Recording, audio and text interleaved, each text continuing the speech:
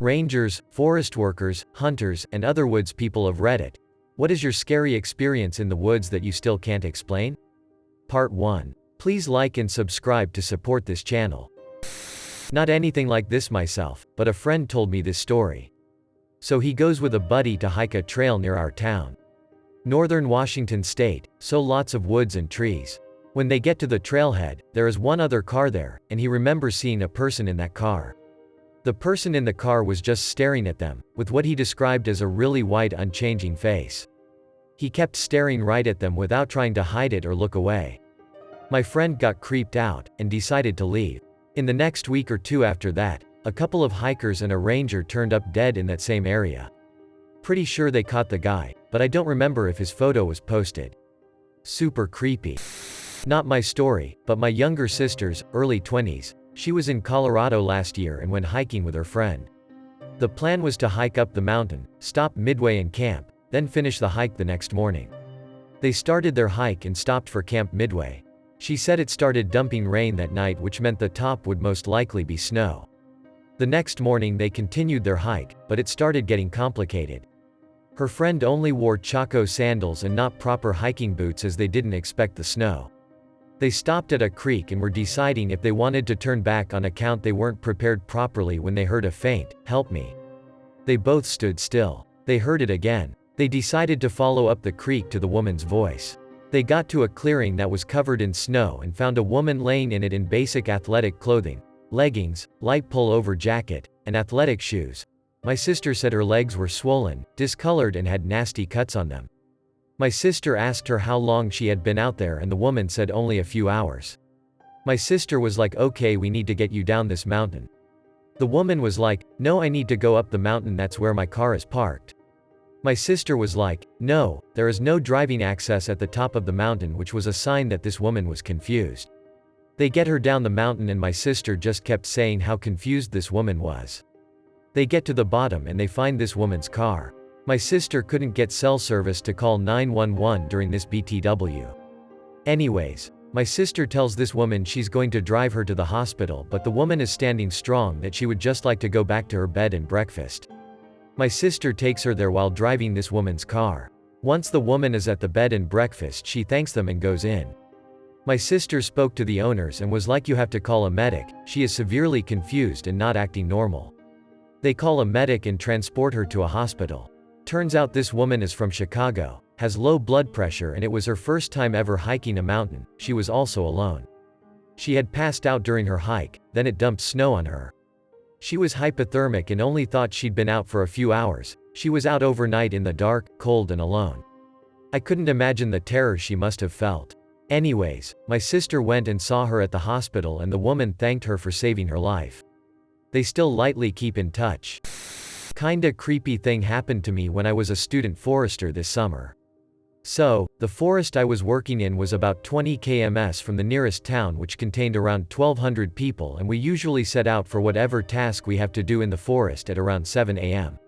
So we are at the forest at around 7:30 a.m. and we are about 12 km up the road when we turn a corner very slowly and see what I initially thought to be a weird-looking bush or statue, but it was in fact a person, sitting on a carved-out stump on the side of the road, just sitting there. What really threw me off was the fact that this person had a parka on and a balaclava underneath it in the middle of summer. We drove by this person real slow and he lifted a hand to wave slowly as we drove past, and it was just super creepy. Never saw them again after that, but it did make going out on excursions a little more uneasy sometimes when alone. Couple good friends of mine fight fires, and in Wa State summer's business is usually booming. This year a fair-sized crew of about 10 of them are miles and miles deep into the Cascades doing dig lines. I'm talking like 60 miles away from anything, middle of nowhere. As they're hiking through they come to a clearing and there's 2 landed Black Hawk helicopters and about 7 fully armed military personnel. They all point their rifles at the fire crew and demand to know what they are doing there. My friend tells them they're doing fire digs and they're scheduled to be up there. They are told to turn around and forget that they saw anything up there. My friend says, "But this is government work, we have to do this is our job." Military guy says, "Not today, you're done, get the fuck out of here now." Some serious Chronicle type shit. I've never wanted to know so badly about what the hell was going in out there. I've lived in the Smokies most of my life. Anywhere I've lived in the Smokies, I've been completely surrounded by woods, naturally. One night at like 1 a.m. I was sitting on my porch drinking a beer. If you haven't lived out here, during the summertime, nature is loud. It isn't quiet. Cicadas humming, frogs belching, etc. It's like the ultimate white noise. While I was drinking my beer, I had noticed that everything in the woods had gone quiet. Which is pretty easy to notice when you live here because that doesn't happen. Suddenly, I heard the most terrifying noise I had ever heard about, I think maybe a good 30 or 40 meters away from me. It was a loud, shrieking, literally blood-curdling scream like shrill. It sounded non-human. It wasn't a mountain lion because I've heard them before, and they're rare in the area I lived. I stood up, audibly said, "Nope," and walked the fuck inside. That was the one and only time that ever happened. I still live in the same house, and still drink the same beer on the same porch. Mine was not of monsters but of humans. TLDR at bottom.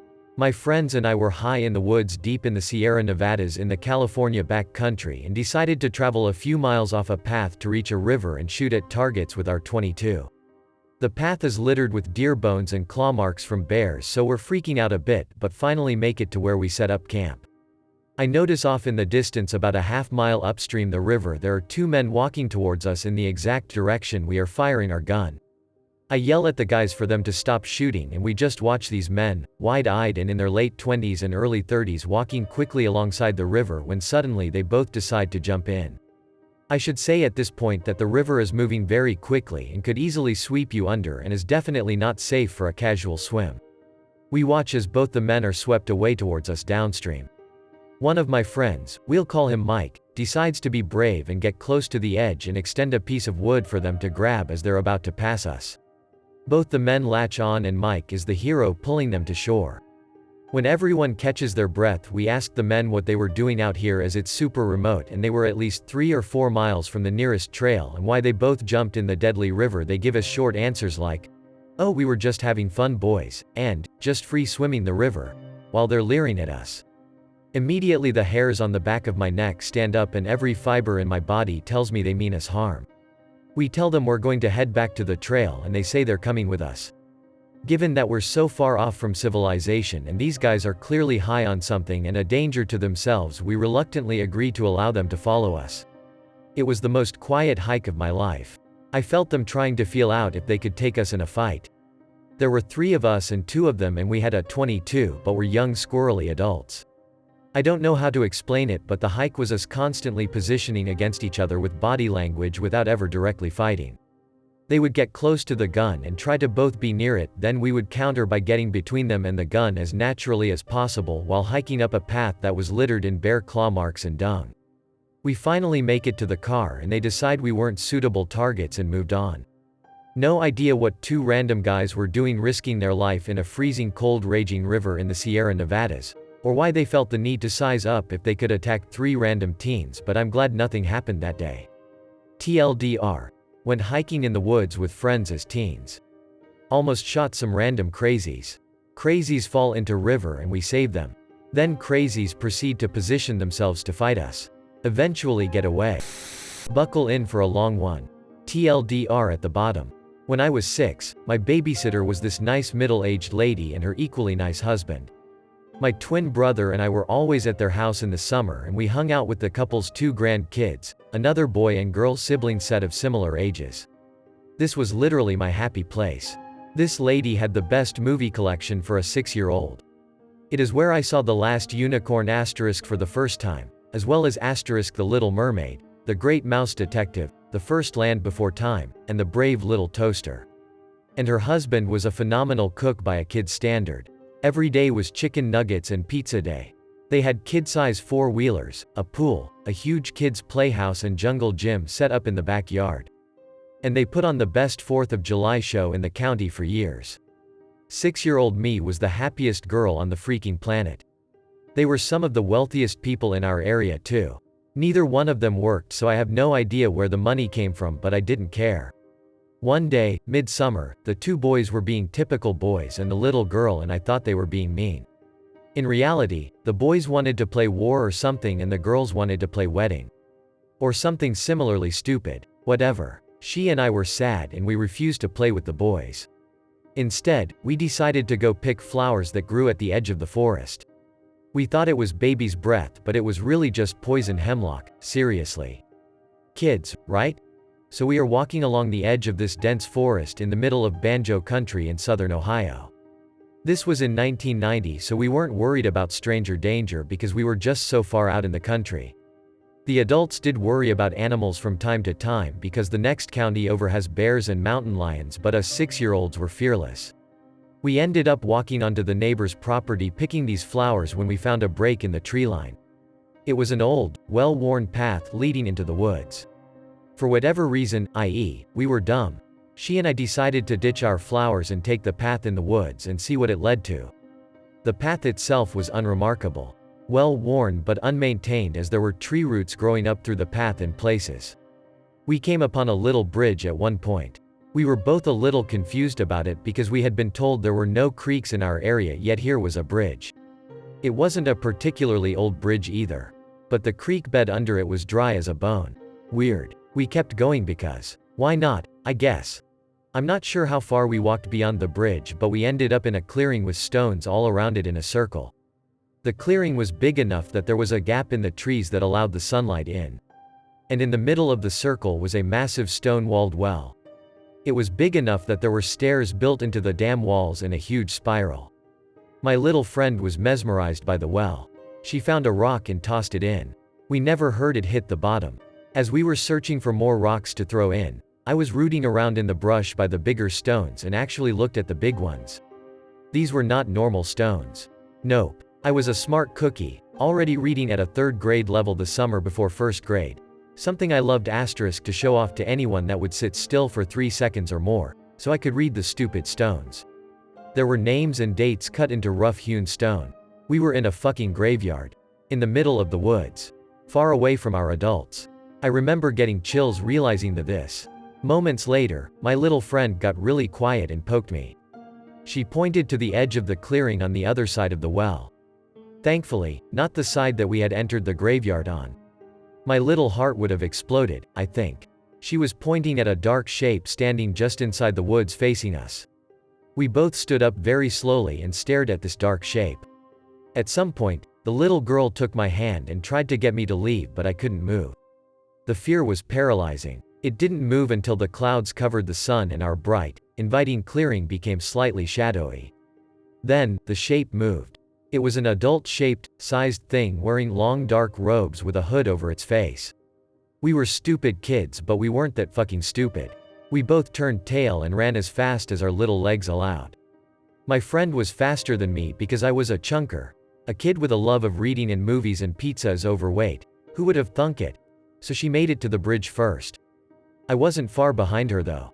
I looked back after we got over the bridge and that asshole was standing at the edge of the bridge. Just standing there. I screamed, pissed myself, and kept running.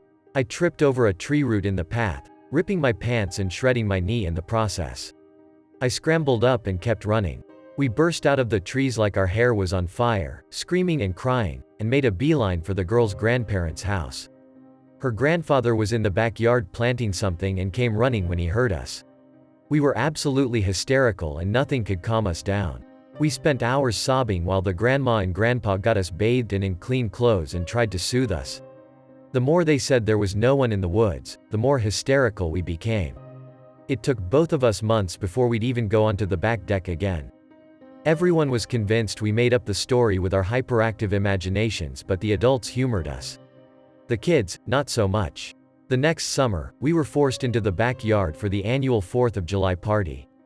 Tons of kids. They all knew our story and one of the teenage boys, a badass, don't ya know, called bullshit. He bullied us for hours until we told him where the path in the woods was. And then he made us go with him. Another incident of me pissing my pants. Yay. To my utter relief, when we got to where she and I both remembered the path being, there was nothing. No path. Just a very heavy growth of hemlock. He tried to wade through it and ended up with chiggers from neck to foot. And he got in a ton of trouble for dragging us kids down there once we got back. So she and I were relieved not to go back, but from then on, all those kids thought we were stone-cold liars. Fast forward 15 years later, 16 years after this all happened. My mom mentioned that the grandpa passed away a few months prior while I was off to school. I was 22 at that point and had mostly forgotten the events in the woods. I expressed my condolences and asked what happened. I mean, this guy was a friend of my mom's for 20 plus years. My mom started being evasive, so I got curious and pressed her. She said that he had hung himself in their garage. Jesus. Wow. Okay. That sucks. And then she told me the bad part. His granddaughter, my little friend, was the one that found his body. All around him were notebooks with crazy person writings that he had amassed over a very long time, some dating back to the early 70s apparently, detailing his dealings with demons and spirits and other crazy things. He had left notes for all of his loved ones. The note for his granddaughter was an apology for not protecting her from the demon at the well. And the note for his wife was an apology for leaving her, as it was the only way to protect her and the other people he loved. It seems that the explanation for their wealth was deals struck with the demons.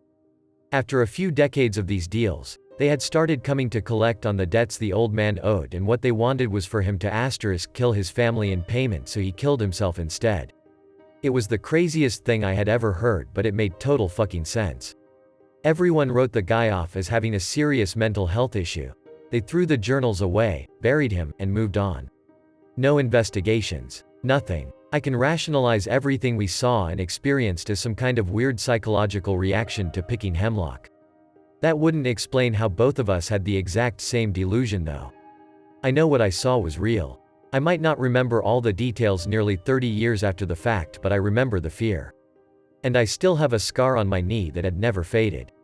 I'm not afraid of the woods or the dark or anything. But I have a very healthy respect for the dead, and I don't fuck with demon shit. In the immortal words of Ducky, nope, nope, nope. Asterisk TLDR. Idyllic childhood ruined by a crazy demon worshipper. Friend and I were hiking in the woods.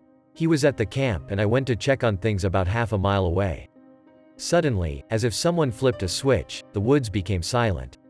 No wind, no rustling leaves, no birds. Just the most eerie silence I've experienced. After a few minutes, it suddenly went back to normal forest noises. Thinking I must have had a seizure or temporary deafness or something, I hurry back to camp, only to see friend standing there with a confused, scared look on his face. I must have had a similar look because he immediately asked if I heard the silence. We tried to come up with an explanation, but absolute silence in the woods seems impossible. Even more so that it was so sudden. I've shared this story before. We have a camp that we visit during the hunting months and about every other weekend in between that. To get to our camp, you have to turn off of a major road onto a gravel road, drive about a mile, then turn onto another gravel road for about a half mile. It's set between a few other camps, plus some residents that live out there. It's quiet, for the most part. There are some coyotes and bobcats. Bobcats are the worst due to their terrible scream. It sounds like a woman crying for help. There has also been a black panther and wild dogs. 2013 we were at the camp for Thanksgiving. We hunted, fished, cooked, drank, all that good camp stuff. On night, we're sitting around a fire, swapping funny stories and just listening to the silence of the woods. As we're talking, we all hear, "Help me." At first, we thought it was a bobcat. We listened some more and heard it again.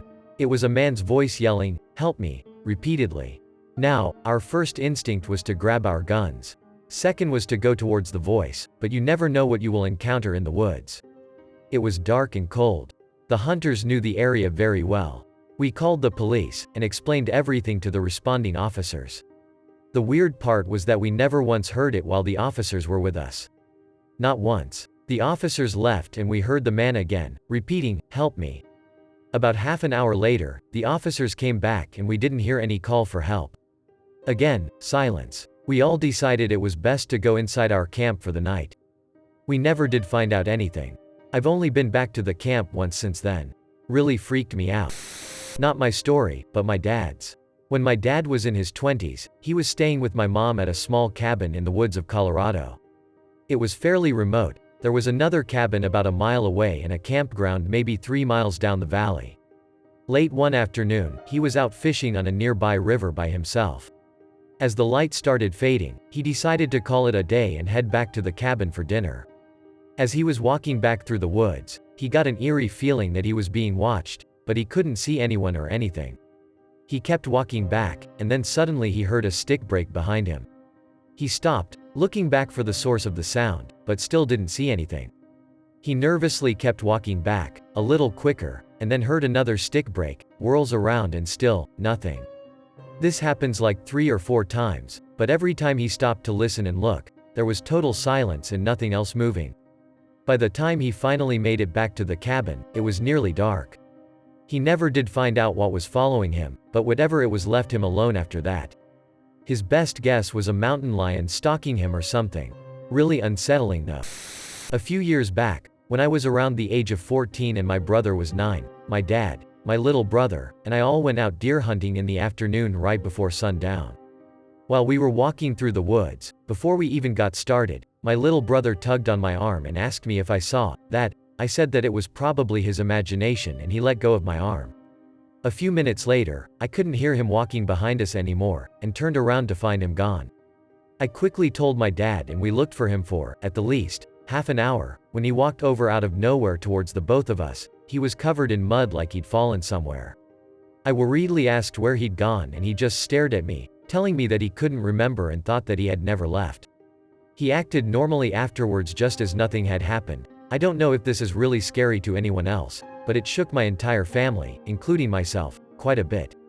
And #X200B. Edit. To answer a few of your questions.